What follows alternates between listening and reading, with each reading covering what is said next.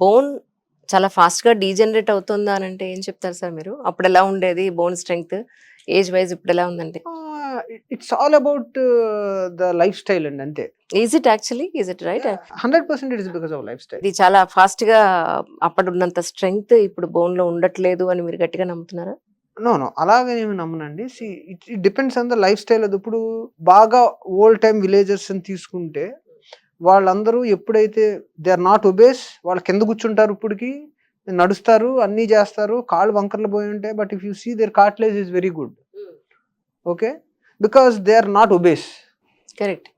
They maintain their muscle strength చాలా ఎక్కువ ఉంటది. వాళ్ళ కండరాల యొక్క బలం. అదే నెక్స్ట్ జనరేషన్ విలేజ్‌ల్లో కూడా దే ఆర్ ఒబేస్ పీపుల్. వాళ్ళందరికీ తొందరగా అరిగిపోతాయి. Because the habits remain same but the lifestyle has changed. Right.